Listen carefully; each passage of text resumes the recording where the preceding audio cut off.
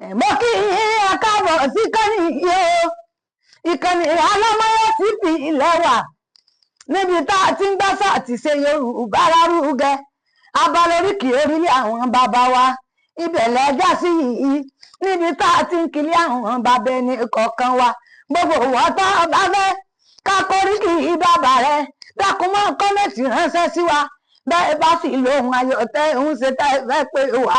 ẹ máa pè wá sórí nọ́mbà yìí 08161708955 ẹ fọ́lọ̀ wa ẹ kọ́mẹ̀tì ẹ láìkì ẹ dákun ẹ máa bá wa sí ààrẹ ẹ máa pín káàkiri gbogbo àgbáńlá ayé pátápátá gbogbo ẹ̀yin ọmọ olúwo ọmọ odò ọba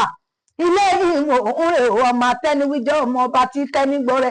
ìwọ nílẹ̀ ẹkùn bẹ́ẹ̀ wọn ò ní kọ́kọ́rọ́ ní ẹrú wá wá lámúdélé bàbá tó bí yín lọ́mọ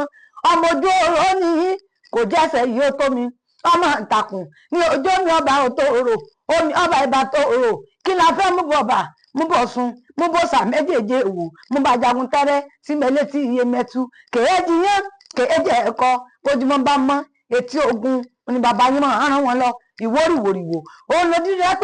pè tẹnu ẹtẹ ẹkọ dọrọ bó bá kọjú sí yín àníwò òun ni bó tún kọjú sọ̀hún àníwò òun ni ìsínwó ìkòròwò ohun abádìjọ wò gígún nígún ẹ lè búra pẹ́ẹ́ ọba tán ẹ̀ǹkùlé yín ńlọmi ọba gbèsè ọmọọba létí Ọ̀ṣun ọmọọba létí àwọn ọmọọba létí Iyemọja olúwo pẹ̀lẹ́ ọmọọba ìyàmù tí ọba dé ń wọ́n sì máa ń pe bàbá yín torí ọba kan ó jẹ́ kókógún arúrú ikọ́ làlàlàlà kọ́lẹ́gbẹ̀rún gọ̀bì tẹ̀lú àkọ́kọ́ ilé kọ́kọ́ serú rẹ̀ láàfin àìdòpó láyàájú ọmọ ìgbìnrin ọ̀tẹ̀ bí mbẹ́sù aráàlú àbáta ẹ̀kẹ́tẹ́ rí ó dá nímọ̀já yálà nígbọ́n mo dódò